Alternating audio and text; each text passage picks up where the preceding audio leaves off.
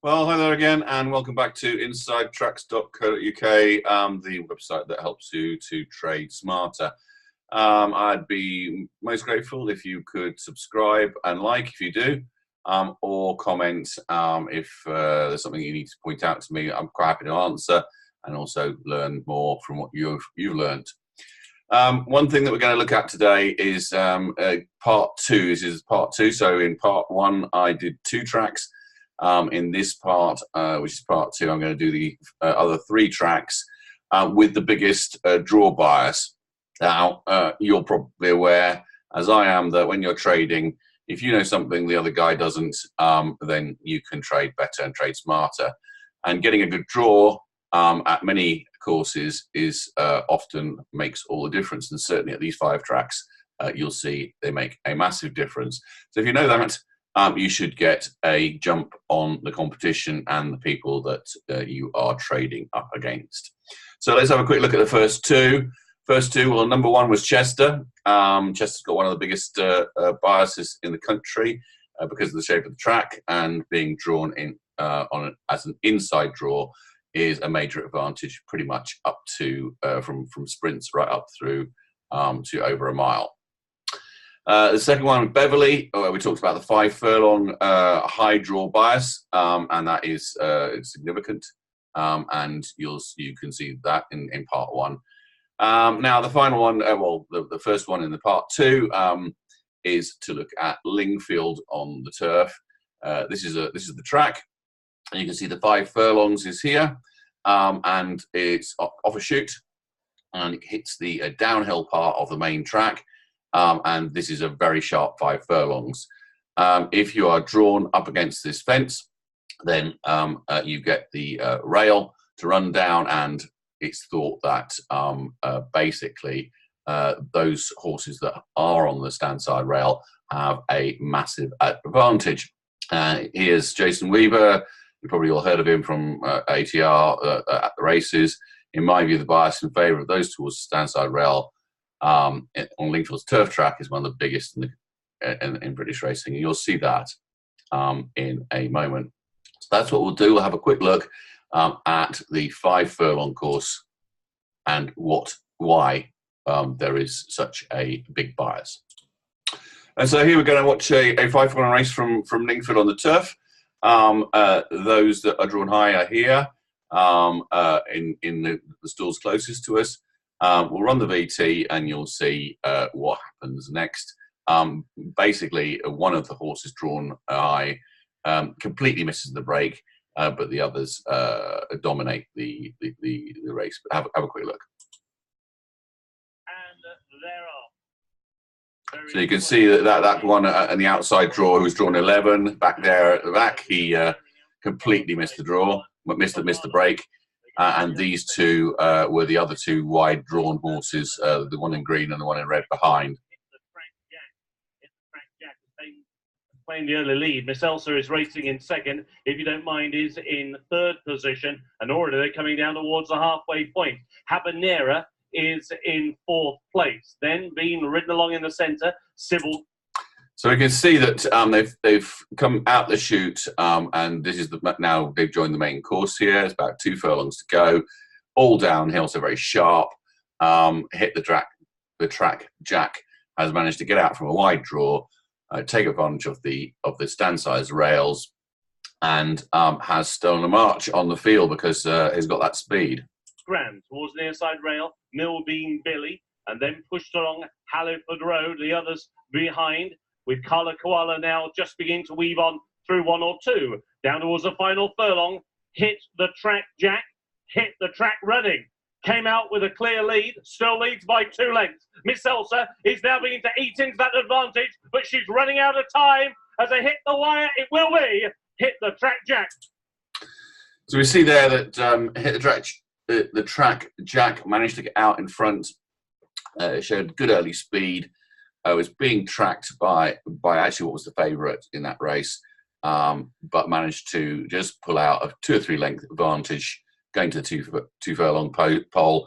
And as we're all aware, when you're trying to chase somebody downhill, it's actually very, very difficult to to catch them unless you've got a good change of gears and you're close enough to them to get past. So that's Lingfield. I'll now just show you some of the stats.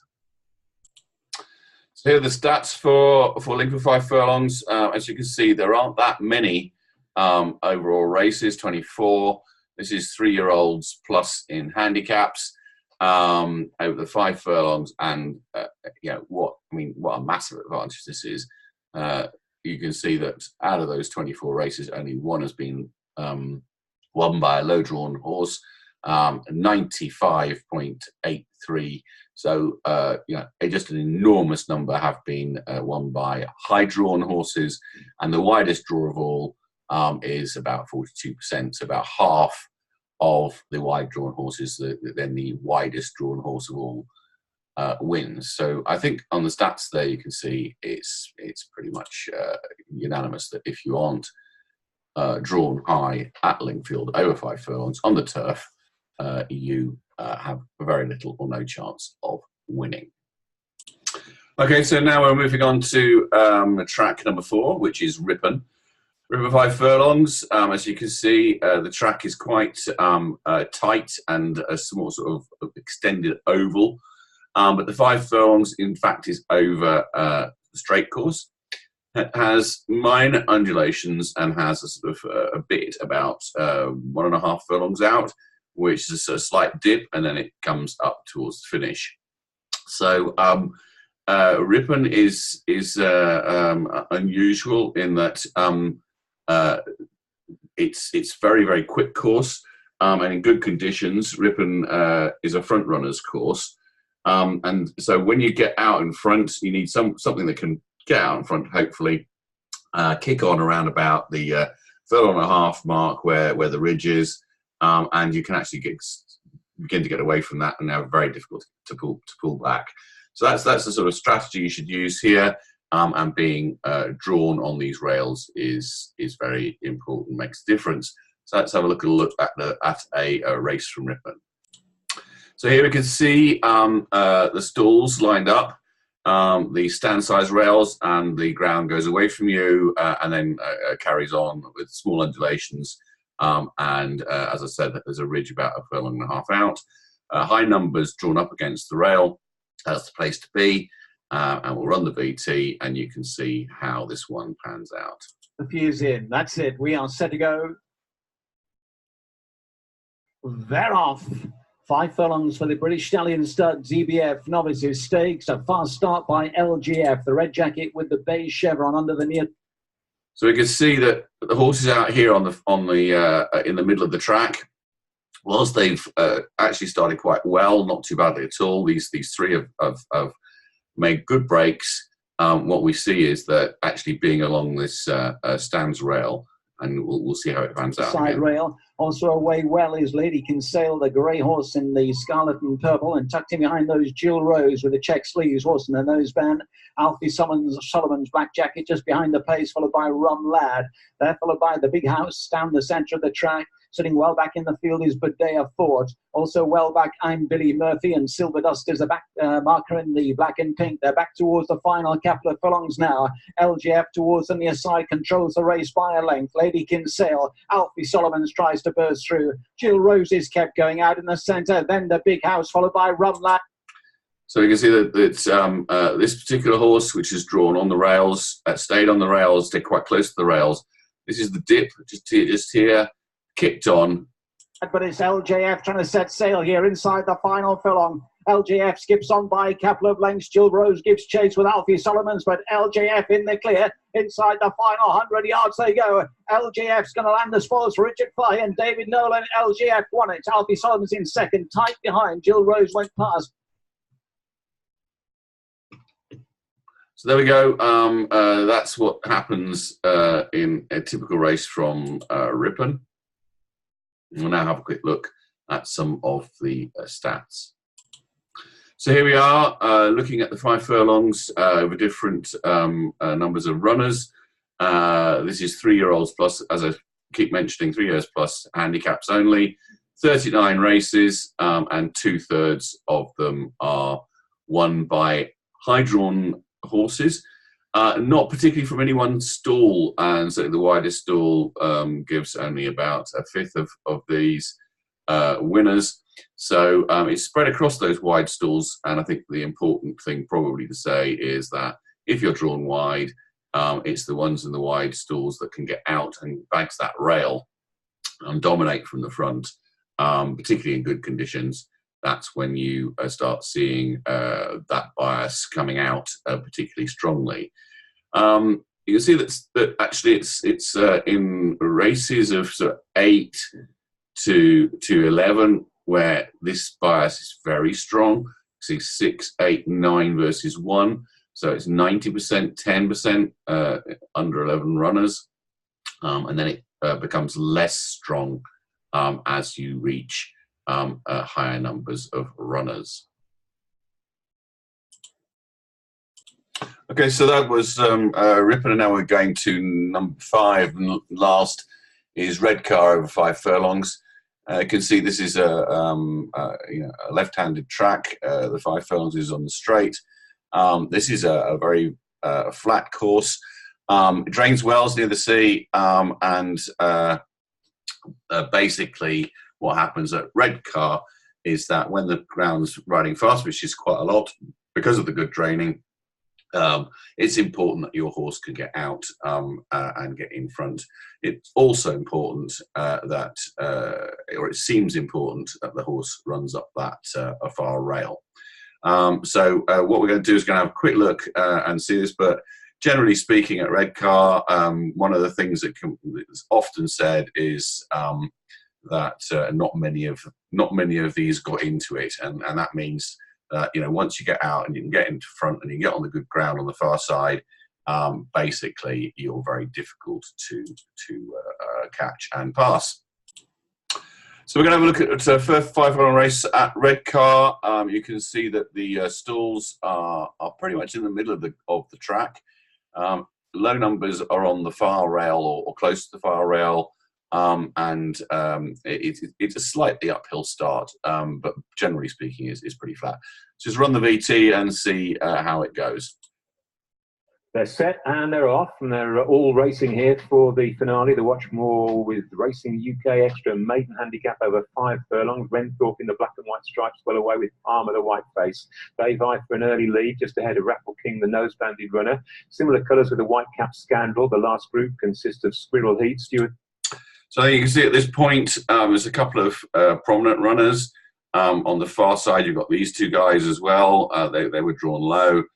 These guys were more drawn high. Yes, in red and beige, the white cap of Andy Skirling in the green and dark blue Lubali. But it's Renthorpe and Harry Russell who lead narrowly from Palmer and Callum Rodriguez. Very little to choose between the 2, with a close third Scandal. 4th nose banded is Raffle King, and they're followed towards the left by Stuart S trying to get on terms. Far right, that's Lubali as they make their progress then towards the final furlong and a half.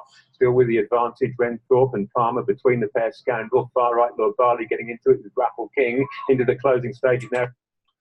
You can see that the ones on this side don't seem to be making any progress. The ones on the far side where the better ground is do seem to be making progress.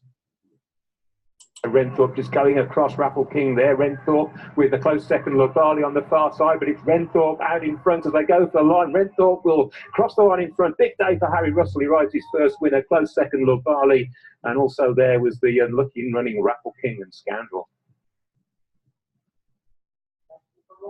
Right, Mark.